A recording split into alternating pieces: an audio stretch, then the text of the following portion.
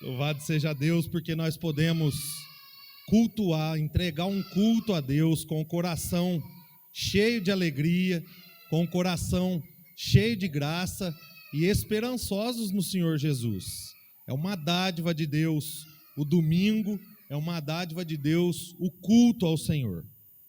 Irmãos, como a gente já vem falando desde o início do culto, o Beto veio, orando por isso, falando por isso. No mês de fevereiro desse ano, nós estamos celebrando 2 anos de igreja evangélica em Andradas. 3 anos que nós chegamos aqui, um ano de muita luta, muita labuta, o ano de 2020, mas o ano de 2021, um novo ciclo se iniciou. A igreja evangélica em Andradas nasceu de forma graciosa, soberana de Deus, e nós temos caminhado de lá para cá, pela graça e para a glória do nosso Rei e Salvador Jesus Cristo. E foram 2 anos de muitas alegrias, nós tivemos muitas alegrias nesses 2 anos, mas também enfrentamos muitos desafios. 2 anos em que nós fomos surpreendidos pela graça, surpreendidos pelo cuidado, surpreendidos pela bondade de Deus no nosso meio. Deus esteve conosco em todo o tempo, Deus esteve conosco nas nossas ações, na nossa vida, nos nossos dilemas, nos nossos medos. Deus estava conosco o tempo todo. 2 anos onde nós experimentamos com muita vivacidade, com muita clareza, com muita experiência, nós experimentamos da presença de Deus entre nós. E eu tive pensando com o Senhor nas últimas 2 semanas, e eu fiquei pensando em como Deus nos conduziu em sua presença até aqui, até esse domingo, até o dia de hoje. E eu não tive dúvidas de que a nossa segurança, a segurança da igreja evangélica em Andradas, é, sem dúvida alguma, a presença de Deus no nosso meio.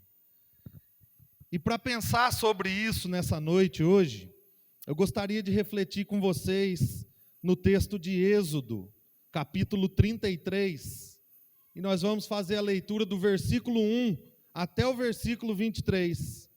E a partir desse texto, então, nós vamos observar algumas lições que são extremamente importantes a respeito da presença de Deus no meio da vida da igreja, para nós ainda nos dias de hoje, principalmente para nós, celebrando hoje o segundo de longos anos na caminhada e na presença de Deus.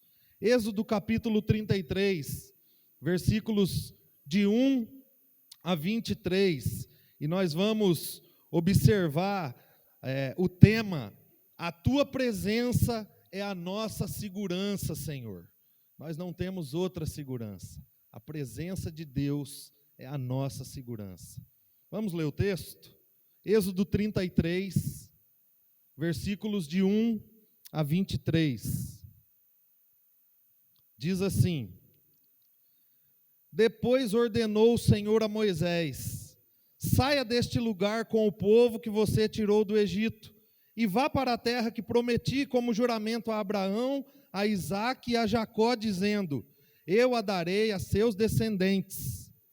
Mandarei à sua frente um anjo, e expulsarei os cananeus, os amorreus, os hititas, os ferezeus, os heveus e os jebuseus. Vão para a terra onde há leite e mel com fartura, mas eu não irei com vocês, pois vocês são um povo obstinado, e eu poderia destruí-los no caminho. Quando o povo ouviu essas palavras terríveis, começou a chorar, e ninguém usou enfeite algum. Isso porque o Senhor ordenara que Moisés dissesse aos israelitas: vocês são um povo obstinado. Se eu fosse com vocês, ainda que por um só momento, eu os destruiria. Agora, tirem os seus enfeites, e eu decidirei o que fazer com vocês. Por isso, do Monte Horebe em diante, os israelitas não usaram mais nenhum enfeite. Moisés costumava montar uma tenda do lado de fora do acampamento. Ele a chamava tenda do encontro. Quem quisesse consultar o Senhor ia à tenda, fora do acampamento. Sempre que Moisés ia até lá, todo o povo se levantava e ficava em pé, à entrada de suas tendas, observando-o até que ele entrasse na tenda. Assim que Moisés entrava, a coluna de fogo descia e ficava à entrada da tenda, enquanto o Senhor falava com Moisés. Quando o povo via a coluna de nuvens parada à entrada da tenda, todos prestavam adoração em pé, cada qual na entrada de sua própria tenda. O Senhor falava com Moisés face a face, como quem fala com seu amigo. Depois, Moisés voltava ao acampamento, mas Josué, filho de Num, que lhe servia como auxiliar, não se afastava da tenda. Disse Moisés ao Senhor: Tu me ordenaste, conduza este povo, mas não me permites que eu saiba quem enviarás comigo. Disseste: Eu o conheço pelo nome, e de você tenho me agradado. Se me vês com agrado, revela-me os teus propósitos, para que eu te conheça e continue sendo aceito por ti. Lembra-te de que esta nação é o teu povo. Respondeu o Senhor: Eu mesmo o acompanharei e lhe darei descanso. Então Moisés lhe declarou: Senhor, não fores conosco, se não fores conosco, não nos envie. Como se saberás que eu e o teu povo podemos contar com o teu favor, se não nos acompanhares? Que mais poderá distinguir a mim e a teu povo de todos os demais povos da face da terra? O Senhor disse a Moisés: Farei o que me pede, porque tenho me agradado de você e o conheço pelo nome. Então disse Moisés: Peço-te que me mostre a tua glória. E Deus respondeu: Diante de você farei passar toda a minha bondade, e diante de você proclamarei o meu nome, o Senhor. Terei misericórdia de quem eu quiser ter misericórdia, e terei compaixão de quem eu quiser ter compaixão. E acrescentou: Você não poderá ver a minha face, porque ninguém poderá ver-me e continuar vivo. E prosseguiu o Senhor: Há aqui um lugar perto de mim, onde você ficará em cima de uma rocha. Quando a minha glória passar, eu o colocarei numa fenda da rocha, e o cobrirei com a minha mão, até que eu tenha acabado de passar. Então tirarei a minha mão, e você verá as minhas costas, mas a minha face ninguém poderá ver. Vamos orar mais uma vez? Senhor, nós te agradecemos pela tua palavra, porque ela é viva, é eficaz, ela é suficiente, ela é atemporal, ela é a verdade do Senhor revelada à humanidade, e nós estamos diante dela, Pai. Nós sabemos que o Senhor fala quando a tua palavra fala, quando a tua palavra é lida, quando a tua palavra é explicada e é aplicada aos nossos corações. Nós temos convicção de que é o Senhor falando a nós, é a tua voz falando a nós. Por isso, Pai, nesse dia tão especial, para receber a tua palavra, prepara os nossos corações, que a recebamos com alegria, que a recebamos, ó Deus, como se o Senhor mesmo estivesse falando a nós, e que possamos compreendê-la, não como queremos, mas como o teu Espírito a revela a nós, e que o Senhor aplique cada parte desse texto ao coração de cada um dos meus irmãos e ao meu. Nós dependemos do Senhor e queremos ouvir a tua voz. Que o Senhor continue falando enquanto o texto é exposto, para a tua glória e no nome de Jesus. Amém. Amém, irmãos. Esse episódio do capítulo 33 do livro de Êxodo, ele acontece no seguinte contexto: dos capítulos 19 até o capítulo 24 do livro de Êxodo, Deus chama Moisés no Monte Sinai para dar a Moisés as tábuas da lei, as leis, os 10 mandamentos e as leis do Monte Sinai. Então, lá no Monte Sinai, quando Deus chama Moisés no capítulo 19, ele começa então dar os 10 mandamentos, que é o capítulo 20 de Êxodo, e depois ele dá uma sequência de instruções práticas, de como é que deveria ser a conduta do povo no convívio diário, agora, tendo uma aliança com Deus, tendo as leis de Deus em suas mãos e tendo a direção de Deus para a vida diária deles. E Moisés escreve cada uma dessas instruções e cada uma dessas leis. E no início do capítulo 24, entre os versículos 3 e 8, após Moisés ter recebido as instruções de Deus, Moisés então vai ao povo comunicar as instruções de Deus. Ele vai e fala das ordenanças de Deus. Ele constrói um altar a Deus como Deus havia pedido que acontecesse. Ele oferece sacrifícios a Deus ali. Ele lê o livro da lei, o livro da aliança para o povo. E em resposta, o povo responde em uma só voz, após ouvir os 10 mandamentos e as ordenanças de convívio entre o povo responde em uma só voz: faremos fielmente tudo o que o Senhor ordenou. O povo concorda. O povo estava com medo da presença de Deus. O povo tinha ouvido a voz de Deus. O povo tinha visto como é que Deus havia falado com Moisés, como é que tudo havia acontecido. Então o povo legitima: Senhor, essa é a tua vontade e nós faremos tudo o que o Senhor nos ordenou. Em seguida, ainda no capítulo 24, Deus chama Moisés de novo. Até então o povo havia ouvido Deus falando com Moisés. Mas agora Deus chama Moisés para que Moisés pudesse pegar as tábuas de pedra, escritas pelo dedo de Deus. No versículo 12 do capítulo 24, diz o seguinte: disse o Senhor a Moisés: suba o monte, venha até mim e fique aqui. Eu lhe darei as tábuas de pedra com a lei e os mandamentos que escrevi para a instrução do povo. Então Moisés sobe. E o versículo 18 do capítulo 24 relata que Moisés fica lá durante 40 dias e 40 noites. Moisés subiu ao monte e permaneceu lá por 40 dias e 40 noites. Inicia-se o capítulo 25. E logo no início do capítulo 25, Deus começa a dar instruções de como seria construído um tabernáculo para ele. E nessas instruções, no versículo 8, Deus faz uma promessa para o povo. No versículo 8 diz: e farão um santuário para mim, e eu habitarei no meio deles. Deus faz uma promessa de que agora eles não só tinham leis e instruções a seguir, mas eles iam construir um lugar onde Deus ia habitar no meio deles. O povo agora ia receber a habitação da presença de Deus no meio deles. A partir daí, Deus deu todas as instruções de como seria o tabernáculo, como o tabernáculo deveria ser construído, como os utensílios deveriam ser usados. Ele fala das consagrações das vestes sacerdotais, das consagrações dos sacerdotes e de como os sacerdotes iam conduzir o povo no culto a Deus, como é que o povo ia se achegar à presença de Deus. E aí então, no 40º dia, depois de 40 dias, Deus então termina todas as instruções.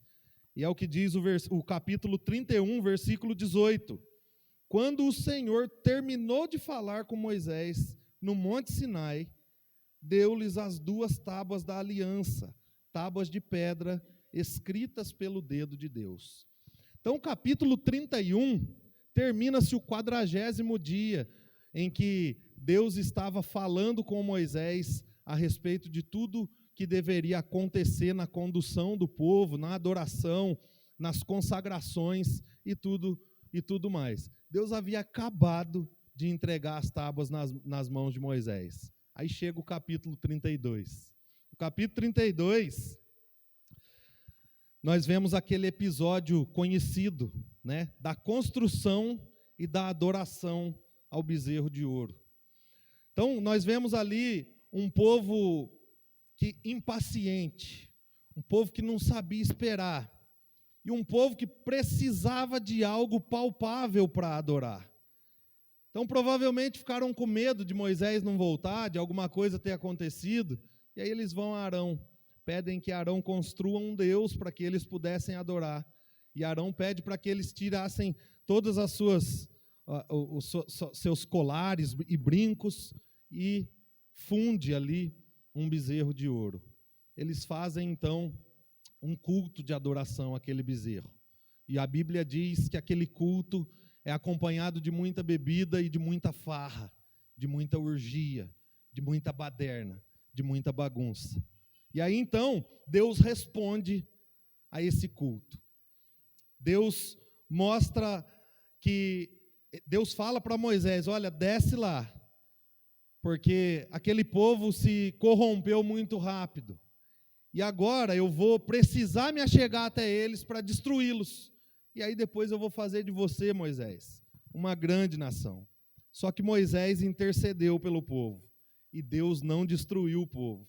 E quando Moisés desceu do monte, o povo estava fora de controle. O povo estava embriagado, cometendo todo tipo de pecado, fazendo tudo que você imagina que alguém embriagado e pronto para cometer qualquer tipo de pecado está cometendo, aquele povo estava cometendo. Aí então, Moisés vai até eles, Moisés destrói as tábuas da lei que ele tinha acabado de receber de Deus, e a destruição das tábuas da lei, né, não foi pelo fato de que Moisés teve um ataque de ira, uma crise de ira, não. Era simbolizando que uma aliança estava sendo quebrada. Era simbolizando que o povo não obedeceu às ordens da aliança com Deus e quebrou, corrompeu a sua parte da aliança, a parte em que eles deveriam obedecer, que eles não deveriam adorar outros deuses, que eles deveriam se submeter às ordens e às vontades e os decretos de Deus. Moisés então quebra as tábuas da aliança e destrói o bezerro de ouro e coloca aquele bezerro no fogo.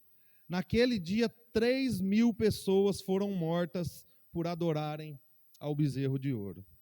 E aí Moisés foi a Deus novamente, interceder pelo povo.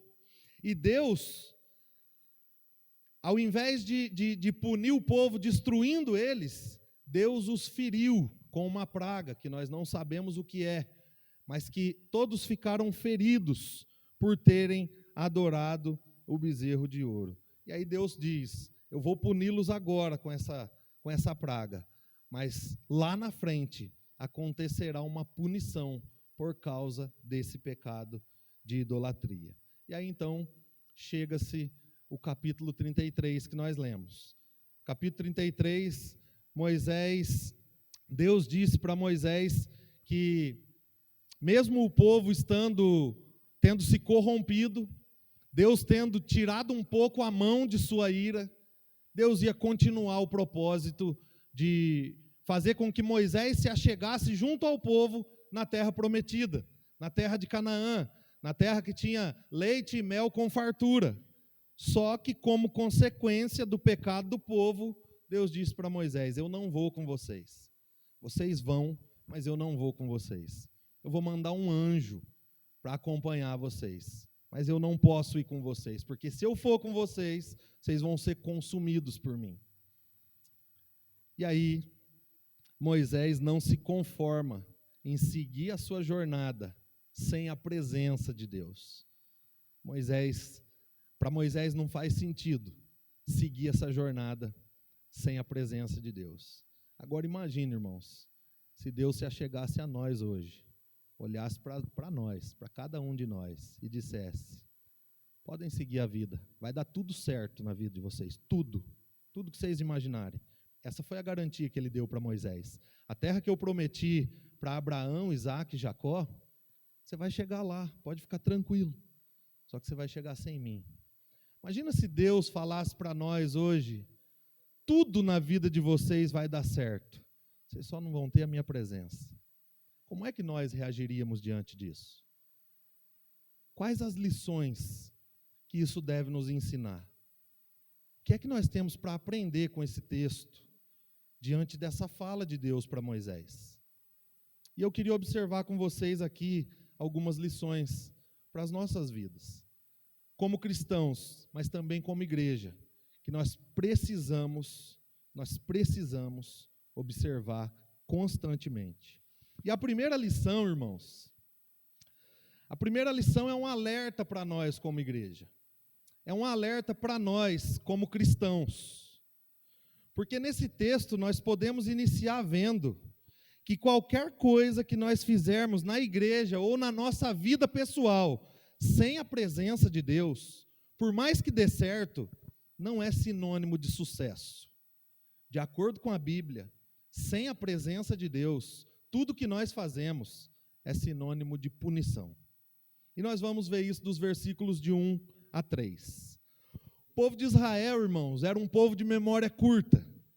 Era um povo que se esquecia muito rápido das coisas que eles viviam, das coisas que aconteciam com eles.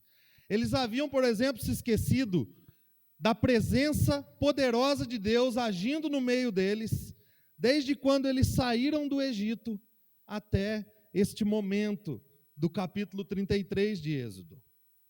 Em 40 dias, eles se esqueceram que foi a presença de Deus que havia feito com que eles atravessassem o Mar Vermelho. A presença de Deus foi diante deles pela Arca da Aliança, e eles acompanharam a presença de Deus e saíram do outro lado por terra seca. Eles haviam se esquecido que foi a presença de Deus que os havia guiado e guardado durante todo aquele tempo no deserto. Durante o dia, a nuvem. Durante a noite, a coluna de fogo. A presença de Deus estava cuidando e guardando daquele povo em todo o tempo no deserto.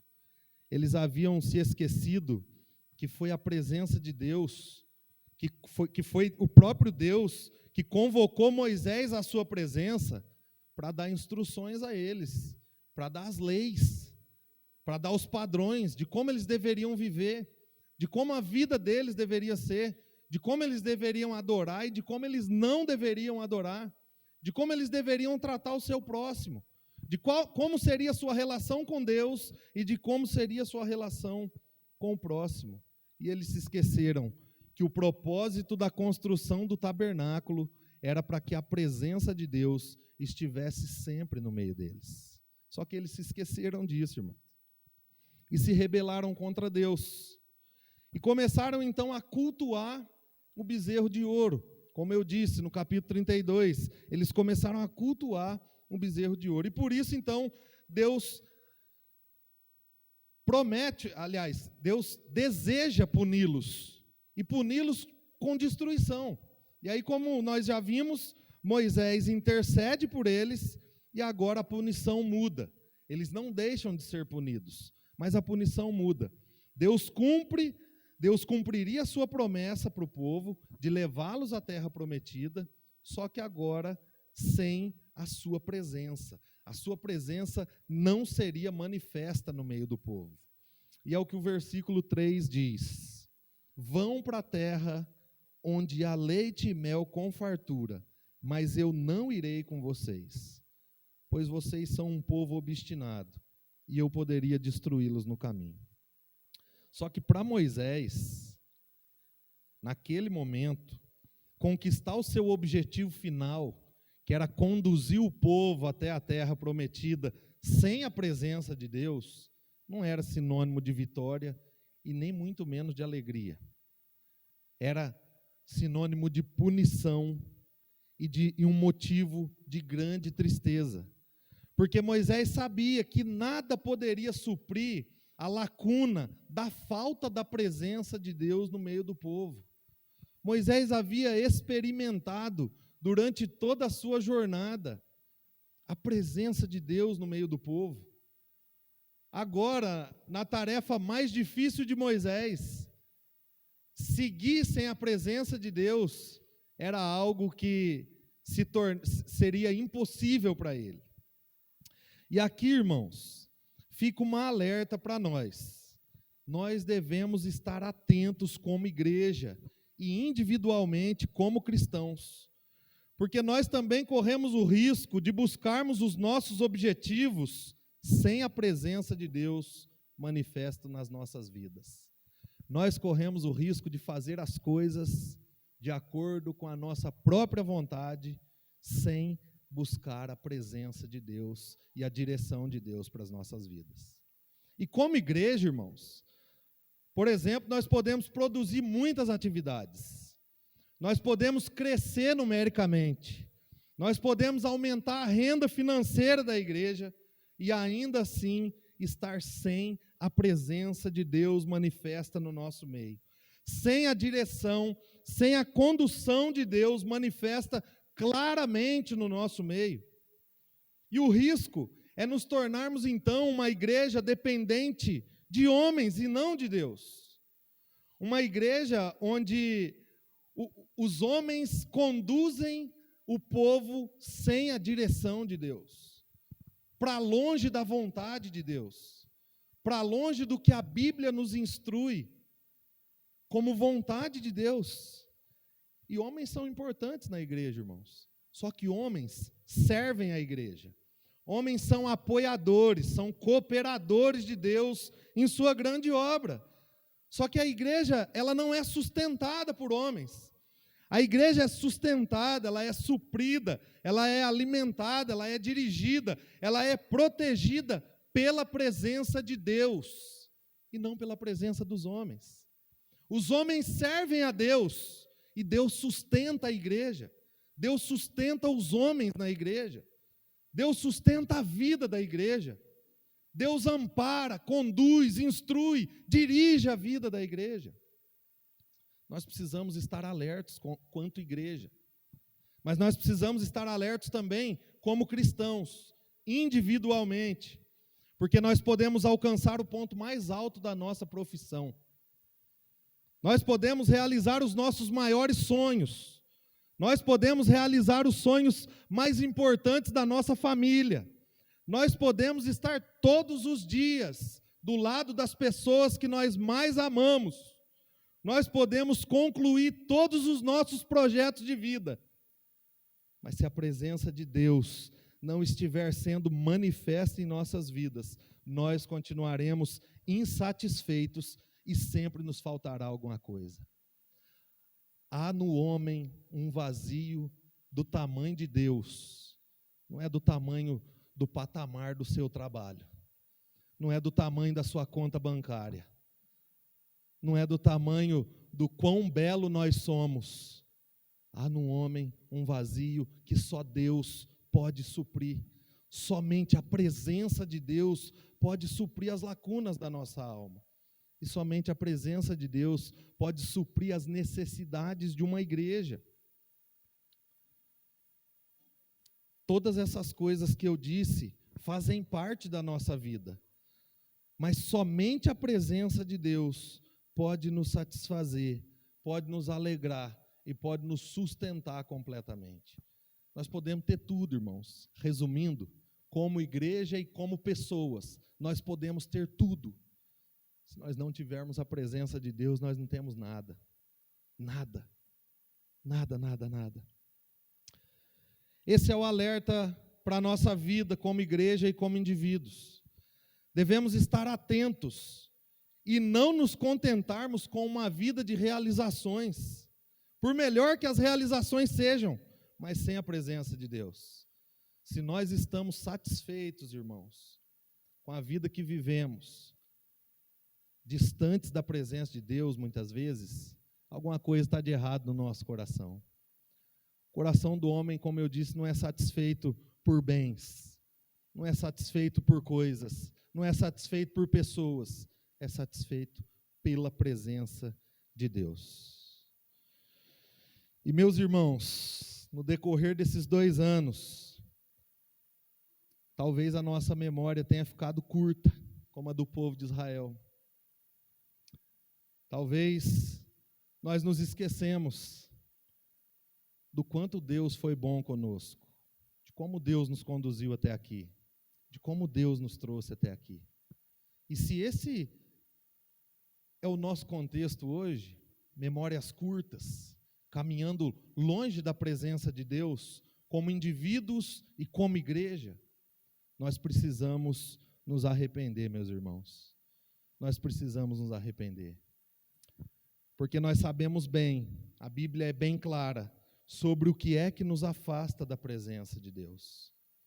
O que nos afasta da presença de Deus não é amar a Deus muito mais, não é amá-lo acima de tudo, não é amar o próximo como a nós mesmos, não é nos deleitarmos na sua palavra, não é orar mais do que nós orávamos. Não, isso não nos afasta de Deus. O que nos afasta de Deus é o pecado, irmãos. Romanos capítulo 3, versículo 23 diz que todos pecaram e estão separados da glória, separados da presença de Deus. Talvez nós nos sintamos distantes de Deus e queremos encontrar um álibi. Ah, mas porque assim não dá. Meu irmão e minha irmã, nós precisamos olhar para dentro de nós. Nós precisamos pedir para que Deus, fazer o pedido que Davi fez a Deus. Senhor, sonda-me e conhece-me, esquadrinha o meu coração. Há em mim, olha para mim e vê se há em mim algum caminho mau e me guia nos caminhos de justiça. Nós precisamos nos arrepender dos nossos pecados, porque o pecado nos afasta de Deus.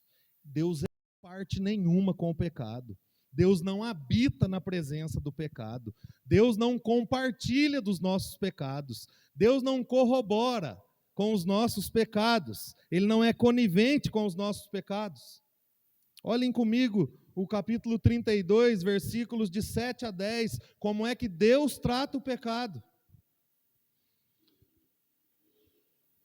Deus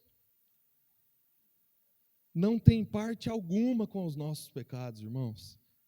Ele diz: então o Senhor disse a Moisés: desça, porque o seu povo que você tirou do Egito corrompeu-se. Muito depressa se desviaram daquilo que lhe ordenei e fizeram um ídolo em forma de bezerro, curvaram-se diante dele, ofereceram-lhe sacrifícios e disseram: eis aí, ó Israel, os seus deuses que tiraram vocês do Egito. E disse o Senhor a Moisés: tenho visto que este povo é um povo obstinado. Deixe-me agora, para que a minha ira se acenda contra eles e eu os destrua. Depois eu farei de você uma grande nação. Deus trata o pecado dessa forma, irmãos. Deus não compartilha com nada do nosso pecado, nenhum deles.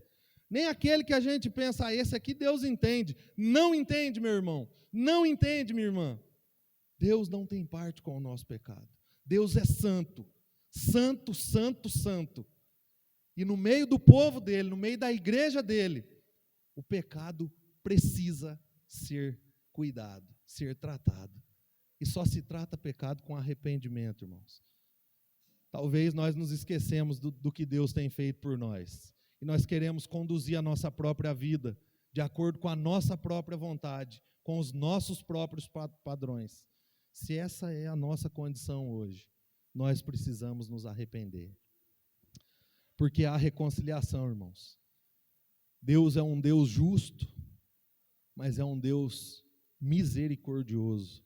E por causa da sua justiça, há reconciliação com Deus.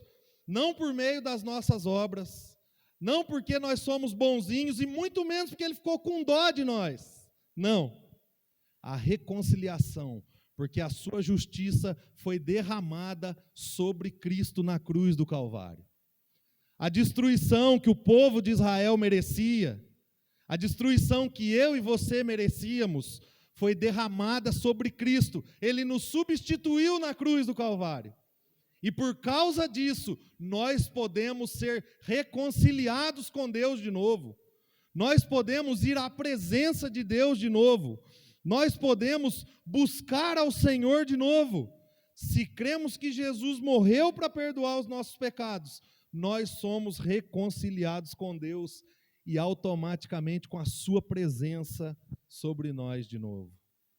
Como disse o pastor inglês Charles Spurgeon, ele diz que Deus não permite que o seu povo peque com sucesso. Ele sempre vai lembrá-los do seu pecado. E Ele sempre vai convidá-los ao arrependimento. Deus nos convida hoje, irmãos, a olharmos de novo para o que a sua presença fez por nós até aqui. E se nós temos caminhado de acordo com os nossos próprios padrões, longe da presença de Deus, Ele nos convida ao arrependimento e à reconciliação com Ele. E a reação do povo diante dessa punição de Deus é reconhecimento e arrependimento dos seus pecados. Olhem comigo, capítulo 33, versículos de 4 a 6. É assim que o povo reage, depois que Deus diz que não ia com eles, porque se fosse com eles, ia destruí-los. Quando o povo ouviu essas palavras terríveis, começou a chorar. E ninguém usou enfeite algum. Isso porque o Senhor ordenara que Moisés dissesse aos israelitas: vocês são um povo obstinado. Se eu fosse com vocês, ainda que por um só momento, eu os destruiria. Agora, tirem os seus enfeites, e eu decidirei o que fazer com vocês. Por isso, do Monte Horebe em diante, os israelitas não usaram mais nenhum enfeite. O povo se arrependeu. O povo sentiu o peso do pecado. O povo sentiu o peso também da justiça e da santidade de Deus. E agora eles abandonaram os seus enfeites. E aí parece que fica algo meio aleatório, mas o que é que os enfeites têm a ver com isso? Eles abandonaram os enfeites porque os enfeites foram exatamente os objetos que eles usaram para construir o bezerro de ouro no capítulo 32.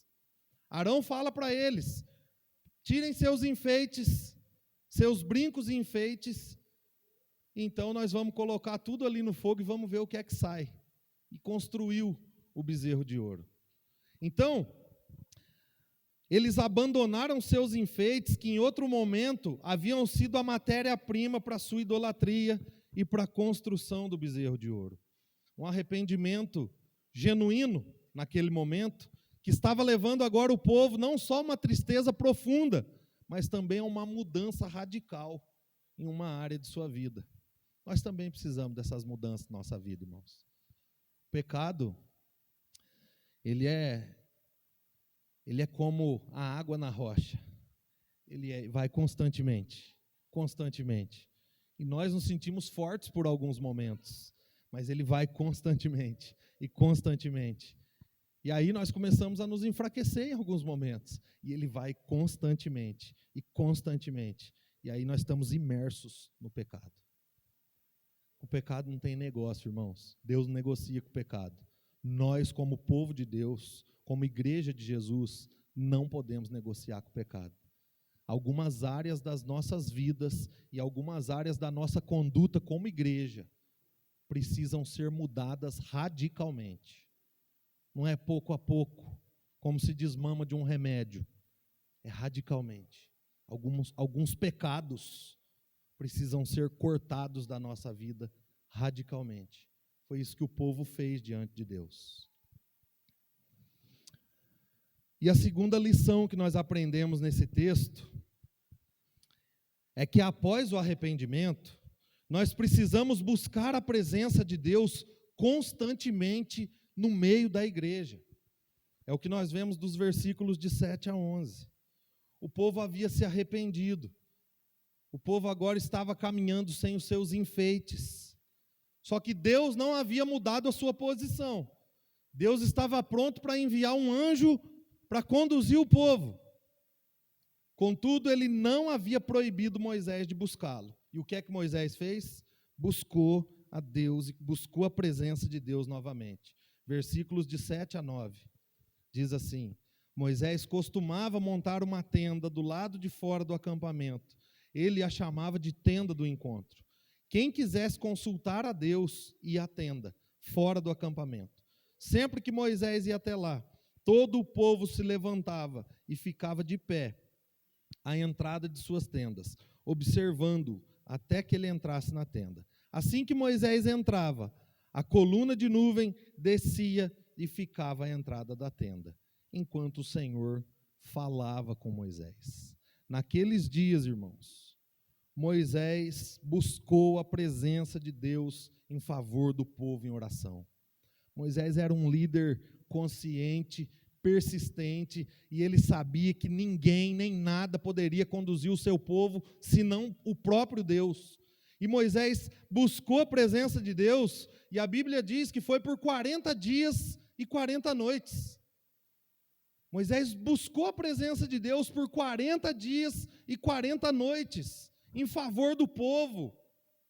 Imagina, todos os dias, todas as noites, Moisés indo diante de Deus: Senhor, que a tua presença retorne para dentro da tua casa, que o teu povo de novo se lembre da tua presença, que a tua presença esteja no nosso meio de novo.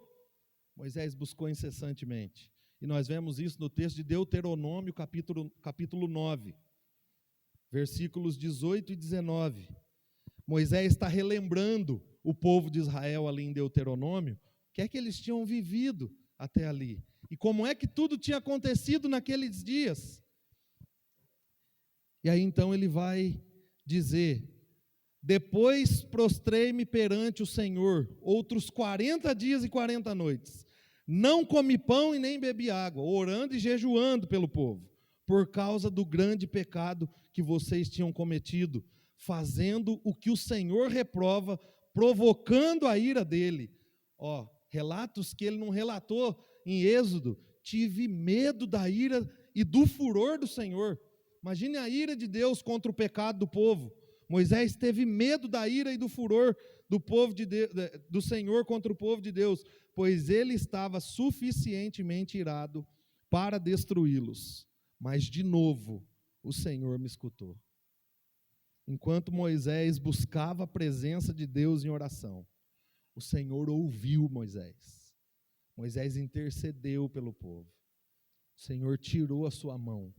O Senhor abrandou a sua ira. E agora, a presença de Deus começa a se fazer notória no meio do povo de novo. É o que o texto diz, no capítulo 33 de Êxodo ainda, versículos 10 e 11. Quando o povo via a coluna de nuvem parada à entrada da tenda, todos prestavam adoração de pé, cada qual na entrada de sua própria tenda. O Senhor falava com Moisés face a face, como quem fala com seu amigo. Depois Moisés voltava ao acampamento, mas Josué, filho de Num, que lhe servia como auxiliar, não se afastava da tenda. Quando Moisés se achegava a Deus agora, a coluna de nuvens descia sobre a tenda, na porta da tenda. A presença de Deus se fazia notória no meio do povo de novo. O povo via a presença de Deus. O povo experimentava da presença de Deus. E o povo começou a buscar a presença de Deus de novo. Cada um na porta de sua tenda. E o que é interessante é que quando Moisés saía da tenda e precisava ir resolver alguma coisa no meio do arraial, no meio do povo, alguém ficava ali. Josué, filho de Num, permanecia buscando a presença de Deus na tenda. Ele não saía da tenda, ele não saía dali, buscando a presença de Deus. A questão aqui, irmãos, é que a busca pela presença de Deus começou com Moisés, o líder do povo, com Josué, o auxiliar de Moisés, e desagou, se estendeu por todo o povo que começou a buscar pela presença de Deus na entrada de suas tendas. Todos estavam buscando pela presença de Deus de novo. Irmãos, nós precisamos ser uma igreja que busca constante e ardentemente pela presença de Deus em nosso meio. A igreja precisa da presença de Deus viva e notória no meio dela. Nós precisamos que a presença de Deus seja vista no nosso meio. E não com manifestações miraculosas, não, mas com um senso de temor e tremor, de que nós estamos, não é diante da face do nosso amiguinho, nós estamos diante da face de Deus, o Rei dos Reis, o Senhor dos Senhores, o Criador de tudo que nós vemos, o autor de todas as coisas, o condutor do universo. Nós precisamos que a presença de Deus seja manifesta no nosso meio, notória no nosso meio. Como é que a gente vê que a presença de Deus é manifesta no meio de um povo? Muitos vão dizer, pelos atos miraculosos que acontecem. Pode acontecer também alguns deles. Não é algo que Deus não possa fazer. Ele é Deus. Mas como é que nós vemos nas coisas ordinárias a presença de Deus manifesta no meio da igreja? Nós vemos que uma igreja onde a presença de Deus é manifestada, corações são quebrantados, por exemplo, e são levados ao arrependimento. Vidas são consertadas com Deus constantemente por causa da presença de Deus. Vidas são transformadas quando a palavra é pregada semana após semana. Você olha para a vida das pessoas e percebe mudança pela palavra de Deus. A presença de Deus está viva no meio da igreja. O senso de temor a Deus é aguçado, é aceso nos corações. A reverência no culto e na vida, no dia a dia das pessoas. Pessoas são reverentes diante de Deus, têm temor a Deus. A presença de Deus é manifesta no meio do povo quando essas coisas acontecem. Corações são despertados para amarem mais a Bíblia, não mais o mundo, a palavra de Deus, a amarem mais a oração, a comunhão com as pessoas, o cuidado uns com os outros. A presença de Deus é manifesta quando essas coisas acontecem. Os lares, irmãos, são guiados, não pela vontade de A ou B, mas são guiados pela instrução do Senhor, em sua palavra.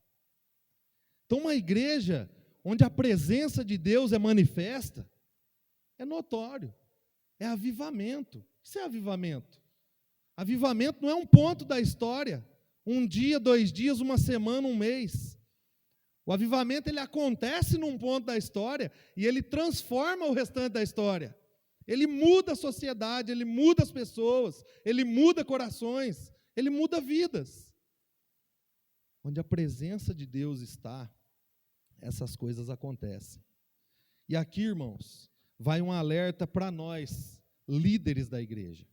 Eu e os meus companheiros de liderança.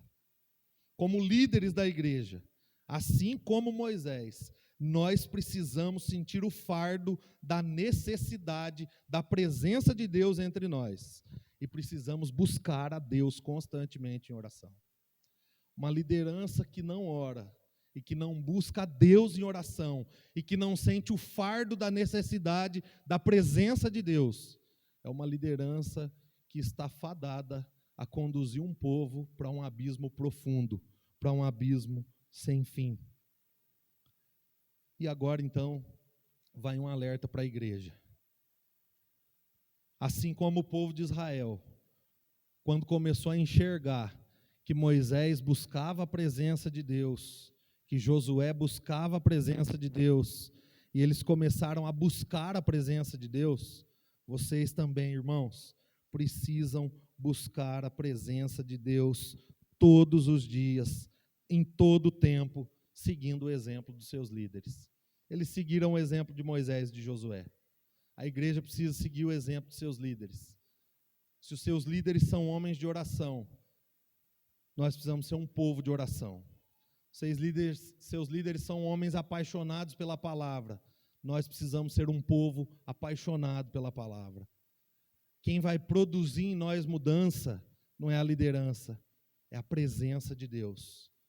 Quem vai cuidar dos nossos corações em todos os momentos da vida e das direções dos nossos caminhos não é o nosso líder, é a presença de Deus. Nós precisamos buscar ao Senhor juntos em oração. E talvez, irmãos, nesses 2 anos, nós não demos tanta atenção como deveríamos pela busca na presença de Deus no nosso meio. Às vezes nós buscamos outras coisas que são muito importantes, só que sem a presença de Deus não tem validade alguma, não servem para coisa alguma. Só que agora nós estamos tendo a oportunidade de dar a atenção que essa busca pela presença de Deus merece. Por isso nós precisamos desesperadamente buscar a presença de Deus. Nós precisamos da presença de Deus viva no nosso meio. Nós precisamos da presença de Deus manifesta no nosso meio, mudando, transformando, instruindo, conduzindo vidas e famílias aqui dentro da igreja. Nós não precisamos, irmãos, buscar pelas bênçãos de Deus em oração. Nós precisamos buscar pela presença de Deus em oração. Porque se a presença de Deus estiver entre nós, uma certeza nós podemos ter: as suas bênçãos também estarão. Se Deus está entre nós, as bênçãos de Deus também estão entre nós. Nós não precisamos buscar as bênçãos de Deus, como diz Hernandes Dias Lopes, e esquecer do Deus das bênçãos. Nós precisamos dos Deus da bênção, porque é nele que nós encontramos a bênção de Deus. Nós precisamos do Senhor no nosso meio. E a terceira lição, irmãos, que nós aprendemos aqui, é que a presença de Deus é a maior marca que a igreja carrega diante do mundo. Versículos de 12 a 16, nós vemos isso. Agora Moisés vai para diante de Deus de novo, no versículo 12. Ele vai para diante de Deus de novo. E ele volta a falar com o Senhor sobre a jornada da terra prometida. Deus não havia mudado a sua posição ainda. Deus ia enviar o anjo e não ia com o povo. Só que agora a presença de Deus estava diante do povo de novo. E Moisés vai a Deus de novo. E ele diz no versículo 12: Senhor, tu me ordenaste, conduz o povo, mas não me permites saber quem enviarás comigo? Disseste, eu o conheço pelo nome, e de você tenho me agradado. E se me vê com agrado, revela-me os teus propósitos, para que eu te conheça, e continue sendo aceito por ti. Lembra-te de que esta nação é o teu povo. Aqui Moisés está dizendo para Deus: Senhor, embora o Senhor se agrade de mim, embora o Senhor me conheça pelo nome, embora o Senhor tenha me chamado para conduzir o povo para a terra prometida, o Senhor não está me dando o que de fato eu preciso para cumprir essa tarefa, que é a tua presença. E aí então Deus responde no versículo 14: eu mesmo o acompanharei e lhe darei descanso. Quando Deus diz que vai acompanhar o povo, Moisés abre o jogo para Deus. Moisés rasga o verbo para Deus. No versículo 15 e 16. Se não fores conosco, não nos envies. Porque como se saberá que eu e o teu povo podemos contar com o teu favor se o Senhor não nos acompanhar? Ou que mais poderá nos distinguir a mim e a teu povo de todos os demais povos da terra? Então Moisés sabia que sem a presença de Deus, Israel era apenas mais um dentre os muitos povos que haviam ali. Contudo, a presença de Deus significava o favor de Deus sobre o povo e a identificação do povo no meio dos outros povos, a separação do povo, não para viver como os outros povos, mas para viver como Deus havia ordenado que eles vivessem. Era, de fato, a presença de Deus que caracterizava Israel, a identidade do povo de Israel. Era a presença de Deus. Eles eram vistos como povo de Deus. E, irmãos, nós precisamos guardar isso nos nossos corações. A maior marca, a maior característica da nossa igreja, da igreja evangélica em Andradas, não deve ser de forma alguma a quantidade de pessoas que nós temos no hall de membros. Não deve ser de forma alguma a quantidade e o tamanho dos eventos que nós realizamos, ou o quanto nós temos na conta bancária da igreja, ou como nós somos relevantes nas nossas mídias sociais e na nossa cidade. Não, essa não deve ser a marca e a característica da nossa igreja, de forma alguma. A nossa maior marca, a nossa maior característica deve ser sempre e exclusivamente a presença de Deus no nosso meio. Nós precisamos ser identificados não pelo que nós fazemos, mas por quem está no nosso meio. Deus está no meio daquele povo. Deus está no meio daquela igreja. Deus habita naqueles cultos. Deus habita naqueles louvores. Deus está conduzindo aquelas orações. Deus fala quando aquela palavra é pregada. Nós precisamos ser identificados não pelo que nós fazemos, mas por quem é que está no nosso meio, o nosso Deus. Porque todas essas coisas que eu disse são possíveis de serem alcançadas sem a presença de Deus. Mas nada disso caracteriza uma igreja. Contudo, a presença de Deus, irmãos, no nosso meio, ela não pode ser conquistada. E essa é o maior, loucura. Nós queremos a presença de Deus. Nós buscamos a presença de Deus, nós ansiamos a presença de Deus, mas nós não podemos conquistar a presença de Deus. Não podemos, irmãos. Como eu disse aqui, ninguém pode ir à presença de Deus, ninguém pode atrair Deus por causa do pecado. Todos pecaram e estão separados da presença de Deus. E é fato, nós não podemos conquistar a presença de Deus para nós. Só que essa presença, irmãos, tem uma boa notícia aqui. Ela foi conquistada por nós. Essa presença já foi conquistada por nós. E quem a conquistou, cravou todos os nossos pecados numa cruz. E o seu sangue foi vertido por causa dos nossos pecados. E ele conquistou a presença de Deus para habitar no meio do seu povo de novo. O Verbo se fez carne. Jesus nasceu. Ele viveu perfeitamente entre os homens. Ele morreu na cruz para pagar a dívida do pecado que nos separava da presença de Deus. Ele ressuscitou e nos reconciliou com Deus. Ele foi elevado aos céus e agora Ele nos fez habitação. Ele nos fez morada do seu Espírito e, consequentemente, morada de Deus. Nós somos habitação da presença de Deus, não por um momento pontual, mas para sempre, por causa do que Cristo fez no nosso lugar naquela cruz, irmãos. É a presença gloriosa de Cristo no meio da igreja, do Deus vivo que está entre nós, que nos identifica nesse mundo caído. É por causa dessa presença que nós somos identificados como o povo da cruz. Em alguns lugares, como o povo do livro preto, em outros lugares, como discípulos de Cristo. É por causa do que Ele fez por nós, porque nós somos habitados completamente por Ele, que nós podemos desfrutar da presença gloriosa de Deus. É por causa dessa presença que nós somos diferentes deste mundo que ama o pecado. É por isso que nós amamos a Deus Pai, amamos o Deus Filho, amamos o Deus Espírito Santo, acima de todas as coisas. E nós não somos regidos pelo mundo, mas pelo Deus vivo que habita em nós, por meio de seu Espírito Santo. A presença de Deus, irmãos, era a garantia para o povo de Israel de que eles chegariam até o fim. Deus habitando no meio do seu povo, estava garantindo para eles, vocês vão chegar até o fim, e vão chegar comigo, como eu prometi lá atrás. A presença de Deus entre nós, irmãos, é também a nossa garantia. Deus garante para nós que a boa obra que Ele começou, Ele vai concluir até o dia de Cristo. Ele está entre nós, irmãos. A presença de Deus está entre nós. Ele nos garantiu que Ele começou essa obra.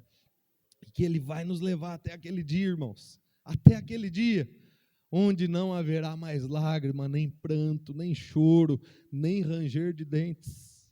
Nós poderemos olhar para Ele face a face e nos deleitar de sua glória, de sua majestade.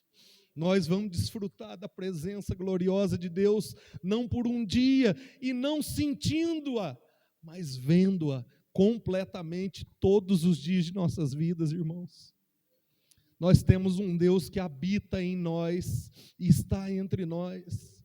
Nós precisamos da presença de Deus. Essa é a nossa maior garantia, é o nosso maior sucesso, é a nossa maior alegria, é a nossa maior vitória, é a presença do nosso Deus entre nós. Nós não precisamos de mais nada. Tudo que nós temos e tudo que nós precisamos, nós encontramos no Senhor. Nós precisamos do nosso Deus. Nós precisamos nos apaixonar por Ele de novo, amá-lo de novo, olhar para o seu sacrifício, olhar para a sua dor em nosso favor, olhar para a sua vitória na cruz do Calvário em favor de cada um de nós. E nos alegrar novamente na esperança da salvação e da vida eterna com Deus. Nada mais pode suprir o povo de Deus senão a sua presença gloriosa. Para concluir, irmãos, dos versos 17 a 23, Moisés pede para ver a glória de Deus. E Deus revela a sua glória a Moisés. E revela mostrando para Moisés, versículos 17 a 19, a sua bondade, a sua misericórdia e a sua compaixão. Versículo 17 a 19, o Senhor disse a Moisés: farei o que me pede, porque tenho me agradado de você, e o conheço pelo nome. Então disse Moisés: peço que me mostre a tua glória. E Deus respondeu: diante de você farei passar toda a minha bondade, e diante de você proclamarei o meu nome, o Senhor. Terei misericórdia de quem eu quiser ter misericórdia, e compaixão de quem eu quiser ter compaixão. Irmãos, a glória de Deus não foi revelada a Moisés como ele gostaria de tê-la, ver a face de Deus. Se isso tivesse acontecido, Moisés tinha morrido. Mas Deus falou: eu vou revelar a minha glória. Você vai experimentar da minha bondade. Você vai experimentar da minha misericórdia. E você vai experimentar da minha compaixão. Você vai ver isso acontecer no decorrer dessa jornada comigo. Você vai desfrutar dessa bondade. Você vai desfrutar dessa misericórdia. Você vai desfrutar dessa compaixão. Você vai saber que a minha glória está no meio de vocês. Está no meio do meu povo. Que a nossa igreja, irmãos, deseje, ame e busque constantemente a presença de Deus. E que a glória de Deus, a sua bondade, a sua misericórdia e a sua compaixão nunca se apartem de nós. Que elas estejam sempre presentes em nosso meio. Louvado seja Deus, irmãos, por esses 2 anos da nossa igreja.